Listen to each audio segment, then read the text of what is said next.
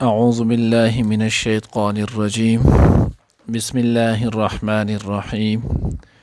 من اهتدى فإنما يهتدي لنفسه ومن ضل فإنما يضل عليها ولا تزر وازرة وزر أخرى وما كنا معذبين حتى نبعث رسولا وإذا أردنا أن نهلك قرية أمرنا مترفيها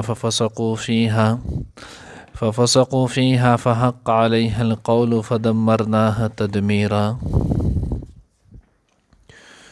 درانی درس کی بین شاء اللہ العزیز سورۃ بنی اسرائیل پارہ نمبر 15 رکوع نمبر 2 آیات نمبر 15 و 16 دو آیاتونه نو هغه ویلې کېږي.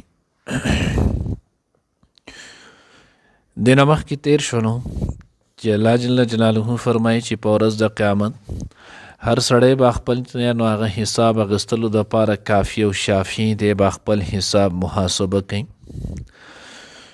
اوس دې آیات کې الله جل جلاله نو هغه ترغیب ورکوي من اهتدى فإنما يهتدي لنفسه.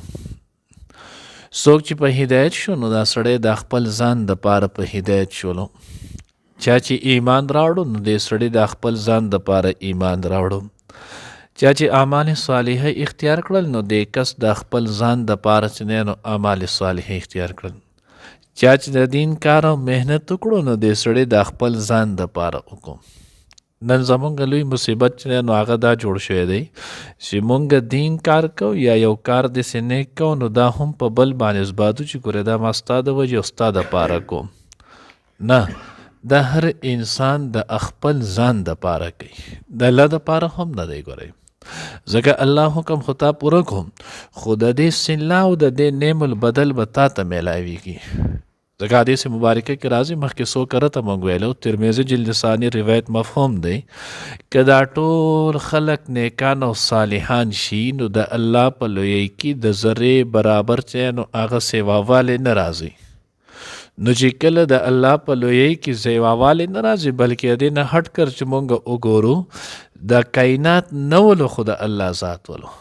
دنیا خو الله رب العزت ډیره وروسته پیدا کړې ده او بیا په دنیا کې د انسان پیدایش خو هم بیا ډیر وروسته چې نو هغه په وجود کې راغلی دی. نو چې دا ټول خلق نو د دې عبادت د کم طرفو خو الله سره د خپل لویۍ چې نو هغه په هغه وخت کې هم ولو. اوس که مونږ یو د الله عبادت کو نو هم الله خپل لویۍ سره دی. سبا به مونږ نه یو شیز به نه دا کم کائنات چې دی نو دا ټول کائنات به درهم برهم شي دا به مکمل ختم شي بیا به هم د الله ذات چې دی نو هغه به باقي د خپل واړو صفتونو سره. ځکه الله به اعلان کوي لمن الملک اليوم نن ورځې بادشاهي لویي د چا ده. څوک به داسې نه چې الله له جواب ورکړي چې الله ستا ده. یو په خلق کې یو بنی آدم یو شیز دی نو هغه به نه وي. نو ځکه الله وایي من اهتدى فإنما يهتدي لنفسه. څوک چې په هدایت شو نو دی د خپل ځان دپاره په هدایت شو د الله د ځان دپاره موندله ځکه د ده دپاره به نو سبا له فایدې ومن ضل فإنما يضل عليها. او څوک چې ګمراه شو نو بېشکه د هغه ګمراه شو د خپل ځان دپاره د هغه د ګمراهۍ وبال به هم په ده باندې لکه اوس اکثر خلک چې نو ادا کوي نو دغه ګمراهۍ وړمبنۍ وبال وړمبنۍ سزا به چې نو هغه ده ته میلاویږي او بیا د ده د وجې نه نور خلک چې نو هغه متاثره کېږي. لکه کونه تاسو ګورئ علامات قیامت کې نو هغه هم تیر شوي دي تاسو به اورېدلي په خپله به هم کتلي درس کې هم مخکې مونږ څو پیرې ویلي دي چې کله الله جل جلاله چې نو هغه قیامت برپا کوي نو 100 سال یا د یو قول مطابق 120 سال مخکې به الله رب العزت د یمن د طرف نه یو یخ سیلی چې نو هغه راولي د هغه به د مسلمانانو چې نو هغه د زړه په خوا داسې تېره شي نو چې څنګه داسې تېر وځي نو چې څومره هم مسلمانان دي د هغوی ایمانون د هغوی به چې نو هغه څه کوي د هغو روحونه چې نو هغه به قبض شي ټول به مړه شي. بیا به په مخ د ځمکه باندې چې نو هغه صرف او صرف کافر فساق فجار چې نو هغه پاتې شي. 100 کاله یا 120 سال چې نو هغه به نو په دغه خلکو به قیامت چې نو هغه راځي. ولی به پې راشي ځکه د به ټول په ټوله ګمراه وي. کافر بی. نو ځکه الله وی فانما یضل علیها د دغه گمراهی به په د باندې، یعنی د دغه گمراهی چې کم وبال دی دا به هم درته میلایږي. لکه اوس مثال په طور کې مونږ اکثریت دی نو هغه نافرمانه شي، توبه استغفار نشته. هر سړی زما پورې چې نو هغه په ګناهونو کې ډوب دی او په خپل ګناه ورته ګناه نه ښکاري، غټ مصیبت ته جوړ شوی. اوس د دغه وبال مونږ په خپله خورو که نه؟ د سوکړه په موږ د څه د وجې نه ده؟ د ګناه د وجې نه نه. کله چې ګناهونه عام شي د الله د رحم بارانونه چې دی نو هغه به بند شي که نه. نن په موږ باندې هغه نه دي، بادشاهان به ظالمان چې دی نو هغه مسلط شي. نن په موږ باندې د ادنا چې نو هغه کس نه واخله او د اعلی پورې ټوله باندې ظالمان نه دي مسلطو. نو هغه نرخونه جسن نه دي، هغه ټول زموږ سره دي. نو ځکه الله وایي فانما یضل علیها ولا تزر وازرة وزر اخرى. او الله رب العزت یو قانون ذکر کو، د هیڅ چا بوج نه نو هغه بل کس نشي اوچتولی. یو کس هم چې دی نو هغه د بل ګناه د بل پیټې د بل بوج نه نو نشي اوچتولی. هر سړی به خپل بوج په خپله اوچتوي. چا چې ښه کړي دته به د ښه بدل میلایږي، چا چې بد کړي دته به د بدو بد بدل چې دی نو هغه میلایږي. هر سړی به د خپل کړو په خپل جواب دی چې دی نو هغه به وي. اوس که خیال مو کړی اکثر بعضې کره ته بنګ باندې ملګري په دې وجه هم ګناه کوي، مړو ته دا کار وکوي زه دې ذمهوار یم، زه به دې جواب ورکم. تو څنګه جواب ورکوې؟ تو خو د خپل نشي ورکولی نو د بل به څنګه چې دی نو هغه ذمهوار جوړ شي. دا د یهودو خبره ده. دا کار وکړه، دا ګناه وکړه، زه به دې ذمهوار یم. دا د یهودو قول دی. دا ګناه وکړه زه دې ذمهوار یم، دا د نصرانو چې نو هغه عیسایانو قول دی. هغوی به څه وي؟ نو هغوی به هم دغه خبره کوله. مونږ چې دا کم ګناه کوو نو زمونږ دپاره دا سزا الیاذ بالله عزیر علیه السلام خوړلې ده. عیسایانو به وي مونږ چې دا کم ګناهونه کوو مونږ ته به په دې باندې سزا نه میلایږي، ځکه زمونږ سزا عیسی علیه السلام خوړلې ده. هغه چې نو هغه الیاذ بالله چې نو هغه پانسې کړی شو. الانکه زمونږ ایمان او عقیده دا ده. الله وی انی رافعک زبتا انی متوفیک و رافعک الی زبتا چې نو هغه پوره چې نو هغه اوچت کم دوی بستا یو اخته هم ضرر ونه رسوي. دا زمونږ ایمان دی. عیسی علیه السلام چې نو هغه په دویم اسمان کې محفوظ چې نو هغه دی او قرب قیامت سره به چې نو هغه واپس بیا دنیا ته راځي. نو دی به دا کول. او بیا عجیبه فلسفه دا ده چې تو 1000 کال او 2000 کال او 2500 کال ګناه مخکې کوه او وروسته کس به چې نو هغه ستا کفاره جوړېږي، یا کس دومره مخ چې نو هغه مخکې تېر شي او تو ګناه وروسته کوه هغه به ستا کفاره جوړېږي. الله وی نه دیسی. ها دا یاد ساتئ، حدیث مبارکه کې راځي الدال علی الخیر کفاعله الدال علی الشر کفاعله. یا بل روایت کې جنو هغه مسلم شریف روایت ده کتاب الایمان. الله پیغمبر فرمایي داغه مفهوم نه من سن سنتا حسنه، چا چې نو هغه یو ښکلې لار ښکلې طریقه چې نو هغه ایجاد کړه. اوس څومره خلک چې په دغه لار باندې ځي د دغه څوره کسان په عمل کې د په عمل نامه کې واقع ثواب میلایږي. من سن سنتا سیئتا. او بیا د الله پیغمبر فرمایي چا چې یو بد لار ګناه لار چې نو هغه ایجاد کړه، څوره خلک په دغه باندې عمل کوي نو د دغه وبال به درته میلایږي پوره. دا هغه په هغې کې به کمین راځي. نو دا یاد ساتئ کم ځای کې چې یو سړی په خپله ګناه کوي بلا سبب دی د بل چا دپاره چې نو هغه سبب او ذریعه نه ده جوړه شي نو د ګناه پیټې په بل چا نشي اچولی. او کم ځای کې چې یو سړی د بل کس د ګناه د کولو دپاره سبب جوړ شوی وي، ذریعه چې نه نو هغه جوړ شوی وي، نو دا سړی به په ورځ د قیامت د خپل ګناه سره د دغه کسانو ګناه هم اوچتوي. کم چې په سورت عنکبوت کې جنو الله رب العزت ذکر کړي دی به په ورځ د قیامت باندې یحمل اثقالا مع اثقالهم، دی به د دغه خلکو د ګناهونو پیټې سره د خپل د ګناهونو چې نو هغه اوچتوي. نو چې کم ځای کې سبب جوړ شي بیا به ورته چې نو د هغوی ګناهونو پیټې هم اوچتوي، او کم ځای کې چې سبب نه نو بیا به دې آیات باندې عملي وما كنا معذبين حتى نبعث رسولا. او بیا د الله پیغمبر الله جل جلاله فرمای مونږ یو قوم له تر هغه وخته پورې چې نو هغه عذاب نه ورکو تر څو چې مونږ په دوی کې پیغمبر نه لیږلی. نو د اتمام حجت دپاره الله جل جلاله دغه قوم ته خپل پیغمبر چې نو قاصد ولیږي. بیا ګوره دنیا ته 1,24,000 یو قول مطابق 2,00,000 انبیاء علیهم السلام چې نو هغه دنیا ته راغلي کم و بیش اوس هغه پیغمبران سره کتابونه صحیفې واز او نصیحت د ټول دنیا ته چې نو هغه کړی بیا حضور علیه السلام چې کله راغلی دی نو نبی علیه السلام هم الله جل جلاله ته قیامت د سبا دپاره پیغمبر جوړ کړی نو چې د قیامت د سبا دپاره دی نو د الله پیغمبر دین دا ټولې دنیا ته چې دی نو هغه رسېدلی دی اوس د دغې دین دپاره چا چې څومره محنت وکړو دومره به دته اجر و ثواب میلیږي په دې کې هېڅ شک نشته چا چې څومره محنت وکړو دته به د دې پورې چې هغه ثواب میلیږي که یو سړی د دې ځای نه د کراچۍ پورې لاړو دته به دومره لوی ثواب میلیږي که یو سړی د دې ځای نه چې هغه د امریکې پورې لاړو دته به د هغه ځای پورې ثواب میلیږي څومره چې محنت وکړو هغه همره خدای یو خبره غلطي اکثر مونږ کوو دا نشتی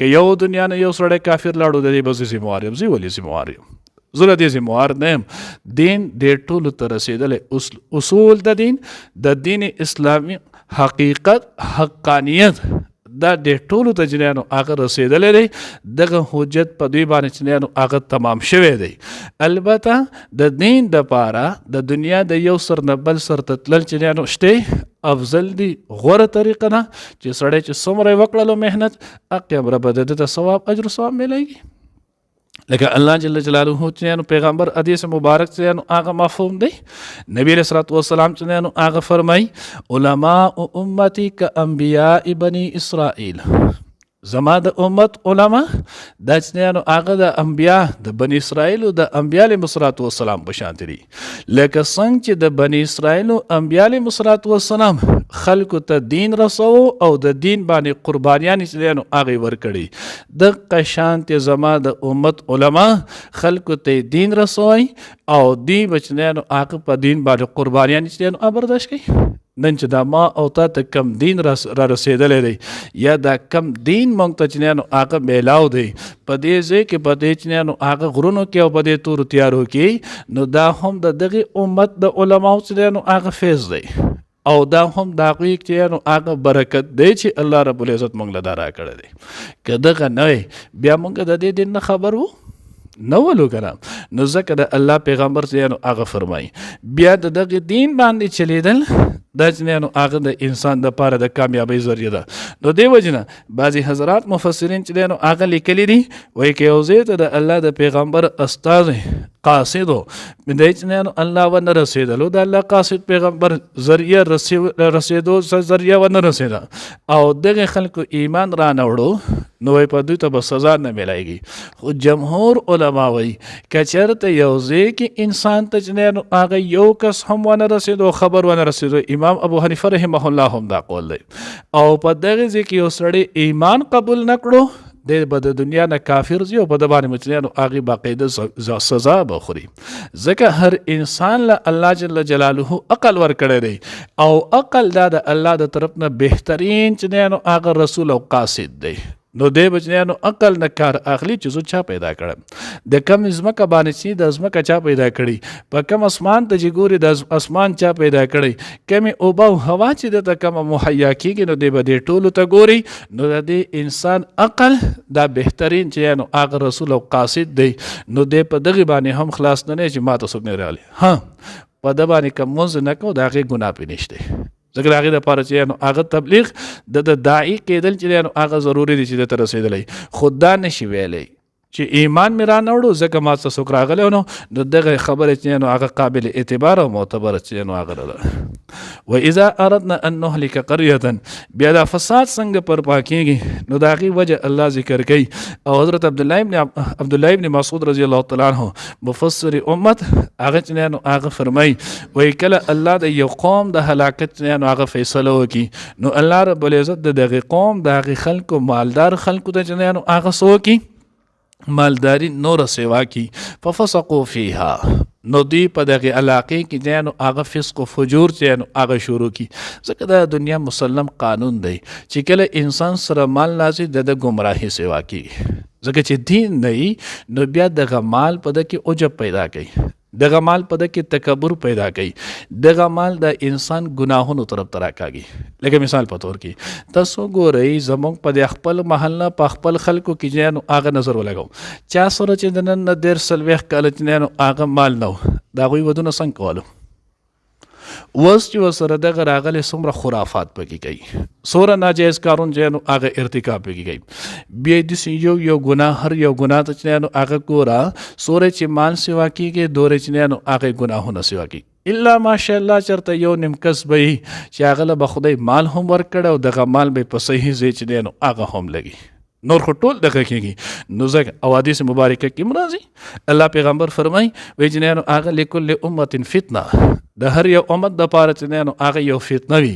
و فتنة امتي المال، او زما د امت لویه فتنه چې نو هغه مال دی. نو چې مال لا شي بیا د نه بل غټ حرامي چې نو هغه نه اوس یو درجه دی چې 2 درجه ورته رالو چې 2 شو، چې 3 رالو چې 3 شو، چې 4 رالو 4. نو دی بیا د ټولو نه وړاندې د دین او د اهل دین چې نو هغه مخالف شي. نو ځکه الله وایي اوس په دغه وخت کې به هم او کله انسان کې غربت وي فقر پکې نو تاسو ګورئ د دین هم مني، اهل دین هم مني، قرآن احادیث هم مني، الله ته رجوع هم کوي، ذکر اذکار هم کوي، نوافل چې نو هغه هم کوي. یعنې څومره چې انابت والا کارونه دي دی هغه ټول کوي. خو چې کله به دا نه بیا خبره ختم شي. نو ځکه الله پیغمبر فرمایي بدأ الاسلام غریبا وسيعود كما بدأ فطوبى للغرباء. الله پیغمبر فرمای وی دا اسلام بالکل ناشنا عاجز کمزور خلقو دی له سهار ورکړ و شروع شو وسيعود كما بدأ. او دا الله پیغمبر فرمای دا به واپس هغه حالت ته بیا قرب قیامت ته لاړ شي لکه څنګه چې په شروع کې هغه بالکل ناشنا. نن اسلام ناشنا نه دی، نن دین اسلام باندې چلیدل خلقو ته ناشنا چې هغه کار نه ښکاري، دیني هولیت چې هغه خلقو ته عجیبه نه ښکاري.